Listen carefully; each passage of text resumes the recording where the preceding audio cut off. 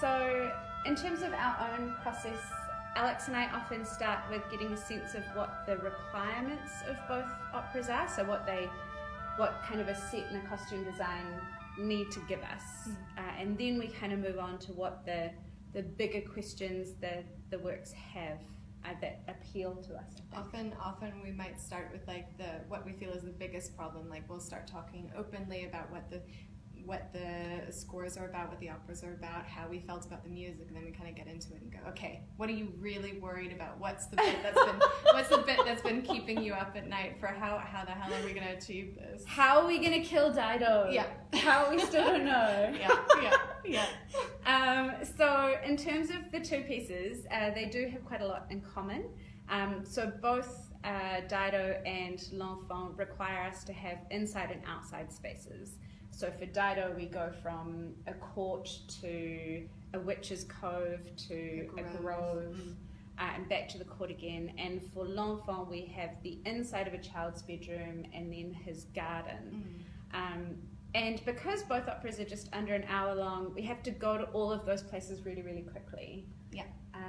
And it's a similar situation with characters as well, is that we have over, I think, around 50 different characters, and we've got just under 30 performers who have to play all of those different roles. Yeah, I think there's a real joy in being able to watch a transformation happen in front of your eyes. So we really wanted to be like, oh, how do we create those situations rather than somebody goes and scutters off into the wings, the costumiers go crazy, and then they come back a completely new person? Is there something really fun of seeing somebody change, putting on a cloak, putting on a new persona in front of the audience? So we've got a white theatre box. So we have a white floor, a fairly non-specific structure that can transform into many different things. But it still allows our performers to be able to stand at height, be able to sit on. We created this ramp feature that they can sit on, lie on.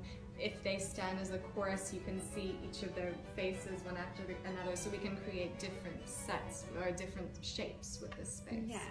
And what we really enjoy about the whiteness of it is that it does really let colour live in a much more dominant way and much more purposeful way. So the idea that colour is used with a real sense of purpose, and we can flood the space with colour when we need to create transformation and shift, but also take all of it away again if we want something different. So for me personally, I've been really interested in the concept in Dido and in L'Enfant of how much love is a choice, how much we decide to love someone or decide to not love someone, you know, as in L'Enfant rejecting his mother, and the repercussions of that. And in opera, we often get these really big characters, so you kind of have the heroic Aeneas.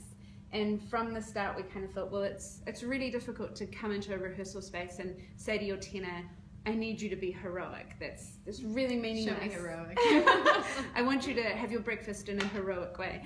And so we've kind of been able to, I've been able to come to Alex and say, how can we kind of give Declan some kind of costume elements that will help him find a truth within that. Yeah. So there's all sorts of things we've been playing with, of taking sort of like structures from uniform to have a particular stance for Aeneas. There's all sorts of little tricks that you can put on a performer's body that can help them a lot more. The big thing I'm looking forward to is a swishy coat. You know, you can have a lot of heroism in a good coat swish. So for Alex, she had a lot of questions around how you create, how an inanimate object like a teacup or a teapot can be performed as a role, like what does that mean? Without being the teapot, like, you know, Beauty and the Beast. Now I'm a teapot, of what kind of character can it embody? So we went down multiple avenues, and one that was quite interesting was the thing of circus performers, and I'm more talking sort of like 1920s, a little bit earlier, and we were looking at the boxers and the wrestlers, and we found both sort of like body forms and characters which lent themselves really well and gave another layer, I suppose, to how you could approach a teacup and a teapot.